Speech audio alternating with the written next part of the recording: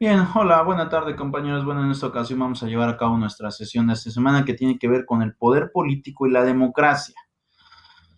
En la página de la plataforma he dejado un documento que habla precisamente acerca de esto, pero remontado a la época griega, ¿no? Vamos a hablar acerca de Atenas, de Esparta y bueno, una serie de ciudades griegas de cómo es que fue interactuando la democracia en aquellas ciudades, ¿no? Pero en este sentido, lo que voy a manifestar es que la clase la vamos a tratar de encuadrar, no tanto a la parte dogmática histórica que tenemos del fin democrático en Atenas y en Grecia, ¿no? Sino lo vamos a englobar más a un enfoque estatal, más a un enfoque gubernamental mexicano, que eso implica otro tipo de análisis para este sistema. Entonces, hago la aclaración para que, bueno, no se preocupen si es que ven en la plataforma un documento de Grecia. Así lo decidí para que podamos tener esta base fáctica en esta clase y en esta sesión en una cuestión de teoría dogmática y por otro lado una cuestión fáctica, pragmática de lo que está sucediendo dentro del territorio nacional. Y hablar acerca de la democracia y el poder político resulta bastante complejo porque sobre este sistema podremos decir que en realidad lo que vamos a tener pues es un marco que implica básicamente que la democracia históricamente ha generado bastantes problemas, ¿no? Y un Estado que no logra tener bases fundamentales estrictas y certeras de lo que implica ejercer el poder público de manera responsable, en años consecuentes va a tener problemas de gobernabilidad. Porque lo primero que empezamos a tener en los sistemas democráticos es que cuando el poder se concentra o cuando el poder logra tener directrices que implican que el gobernante tiene facultades pragmáticas más allá de las que logra tener el conflicto o la propia ley, genera de manera frecuente o común que las democracias se vean vulneradas y se empiecen a colocar sistemas políticos por arriba del propio régimen democrático. Es decir, que en estos momentos de tremor o en estos momentos de drama o de suspenso o de ingobernabilidad, o podríamos llamarlo de facto más no de jure, es decir, de en realidad más no de un tema legal. La suspensión, y lo vuelvo a repetir, sería de facto, no de jure, la suspensión de la propia ley, ¿no? O bien la ocupación de la ambigüedad de la ley para hacer voluntades que genera pues prácticamente el poder político. México en realidad no es ajeno a esto. México ha tenido muchísimos problemas para asegurar regímenes democráticos en su historia. Ustedes recordarán que en una base, ¿no? Conflictos democráticos han sido muchos, bastantes. Pero me parece trascendental el que sucede en el caso de el gobierno de Porfirio Díaz. La constitución del año 57, que es la constitución vigente dentro del gobierno de don Porfirio, impedía literalmente el reeleccionismo, porque aseguraba que la democracia, o dentro de la teoría democrática de la constitución del 57, era que este gobierno debería de tener diferentes dinamismos en sus agentes de poder. ¿Qué quiere decir esto? Que una sola persona no puede ocupar el mismo cargo público durante el paso de los años. Y esto genera muchos problemas y muchos conflictos. Ustedes recordarán que Porfirio Díaz fue uno de los férreos eh, opositores al régimen del presidente Juárez. También el presidente Juárez, la primera ocasión que él ocupa el poder no fue por la vía democrática, sino él lo ocupa porque existe una ausencia de presidente en ese momento y él era presidente de la Suprema Corte de Justicia de la Nación.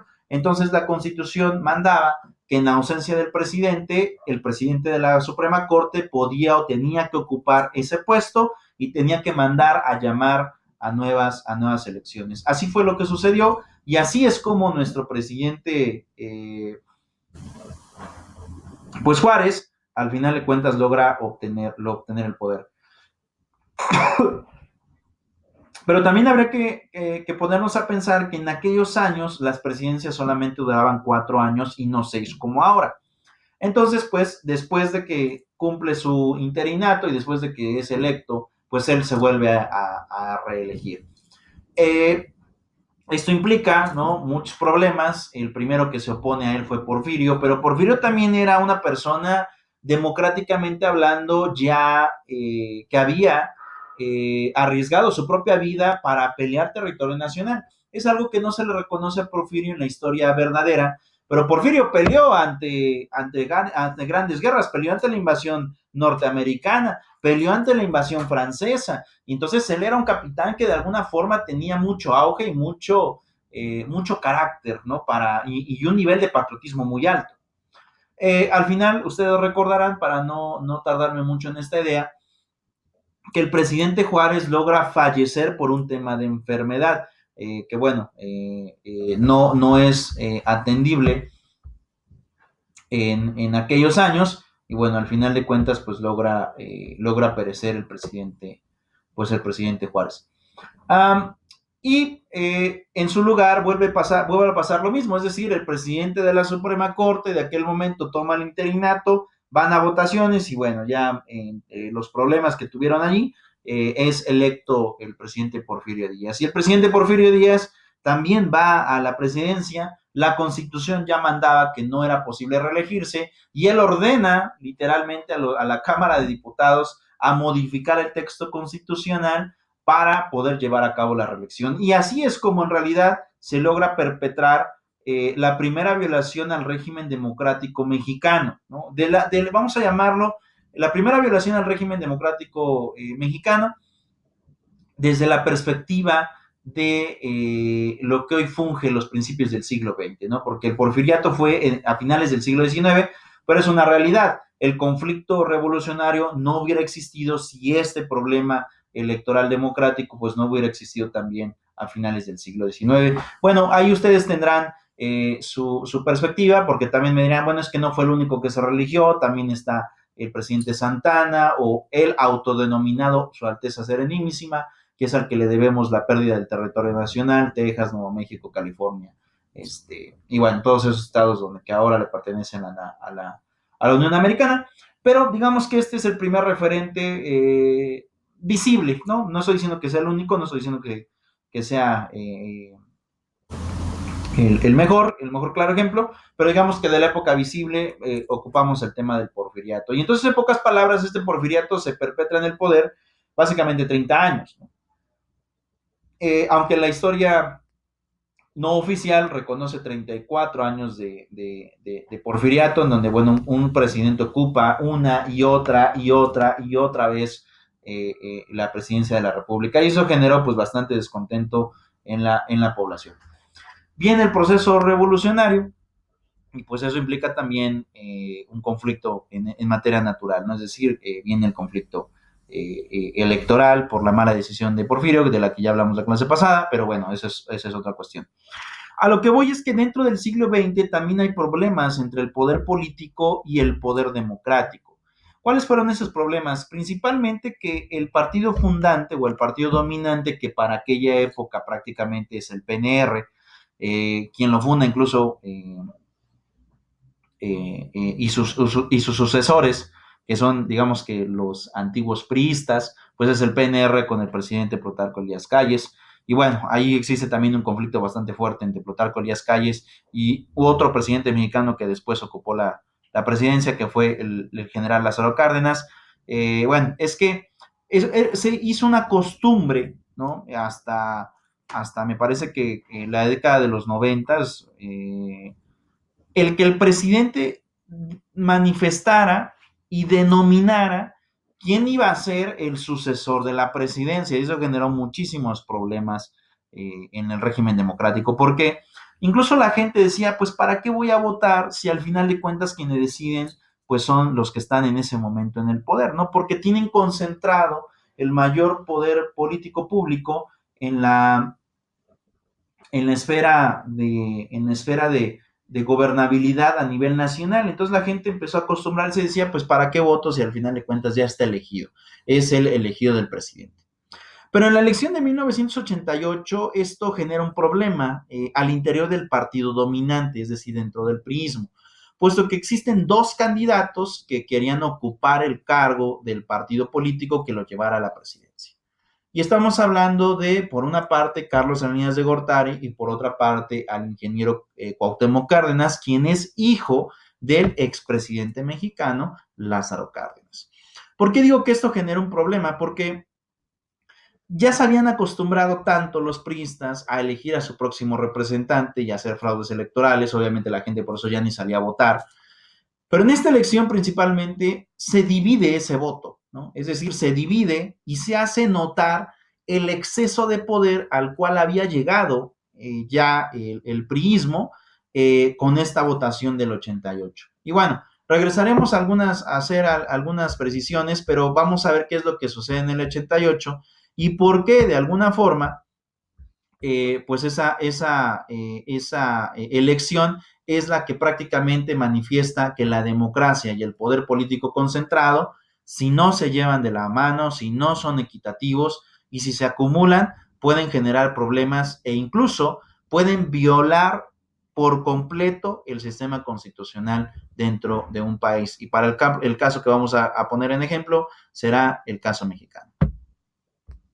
Revolucionario institucional quiere elecciones limpias, transparentes y apegadas a la ley. La candidatura, aquella que se va a convertir en la candidatura única, va a ser la del ingeniero Cuauhtémoc Cárdenas.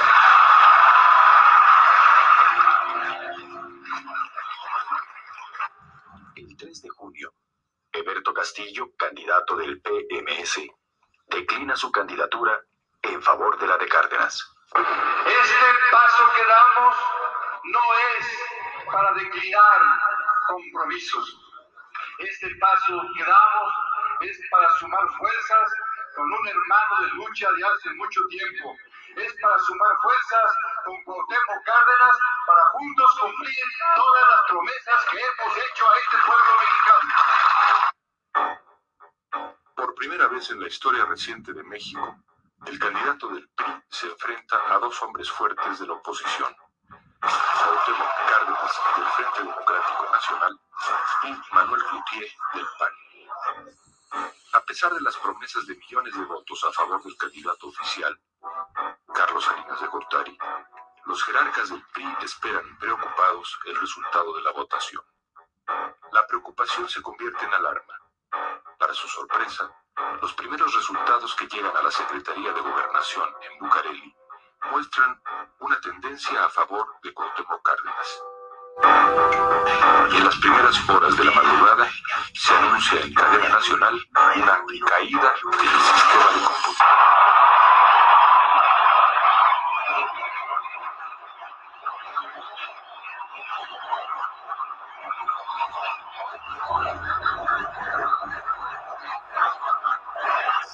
La historia demuestra que los errores políticos siempre se pagan. El pueblo y la historia no perdonan. El actual régimen va a pagar este 6 de julio el error de haberse entregado a intereses extraños y contrarios a los del pueblo mexicano. Al ejido La Unión llegaron muchas cartas de puros señores disjuntos, dando gracias por su voto. Hay un compañero que se llama Francisco Vallejo, que murió en 1966, aun sin embargo, tal le dan gracias por su voto al PRI. Mi abuelita todavía está votando. Mi abuelita todavía está votando. Mi abuelita, mi papá, bueno, todos están votando. Y ya murieron. Todos ya murieron. Y siguen en el padrón electoral. Debemos de ser respetuosos con los que piensan diferente a nosotros. El respeto a los opositores no llegó muy lejos.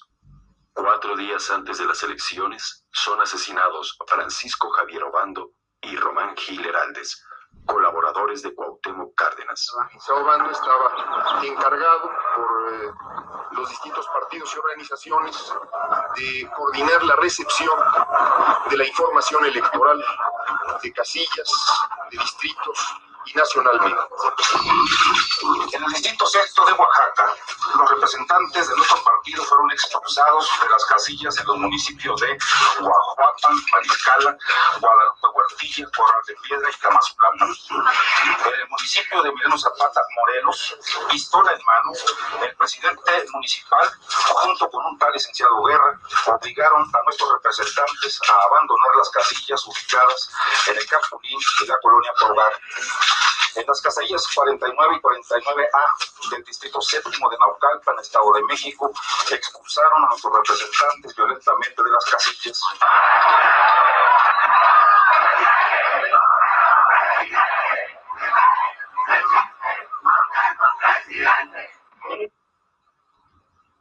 El 21 de agosto son asesinados 4 jóvenes activistas simpatizantes de Cárdenas. Horas más tarde, la tendencia se revierte para dar el triunfo a Carlos Salinas de Gortari. Gobernaré respetando esa pluralidad y esa complejidad. Mi propuesta inicial es la siguiente. Convengamos la forma de limpiar la elección. Aceptaré el resultado cualquiera que sea, que surja de comparar los números de las actas de escrutinio, de abrir los paquetes electorales que sean necesarios. Presidente constitucional de los Estados Unidos Mexicanos, el 1 de diciembre de 1988, al día 30 de noviembre de 1994, el ciudadano Carlos Salinas de Gortari.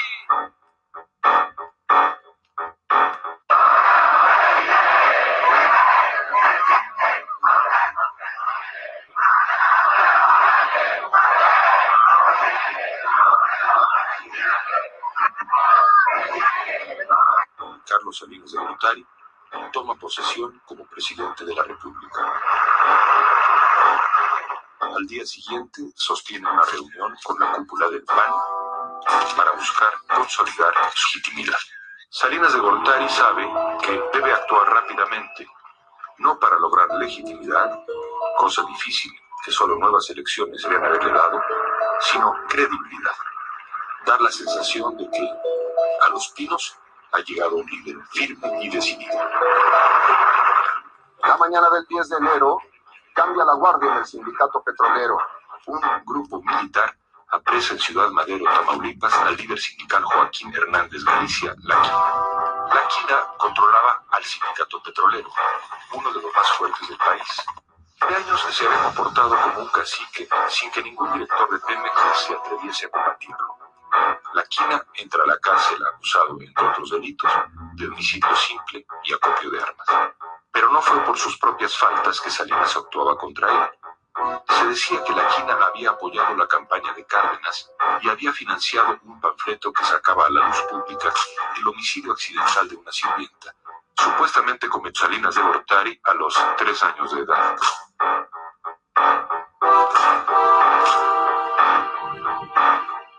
Se le va a hacer pagar su desacato al sistema y a Salinas en lo particular, y se va a hacer un castigo ejemplar. Lo que le pasó a La Quina le podía pasar a cualquier otro de los líderes obreros, incluido a Fidel Velázquez. La lección la aprenden rapidísimo. La reacción social fue una mezcla de admiración y alivio. La figura de Salinas de Gortari creció. En efecto, había un líder en Los Pinos.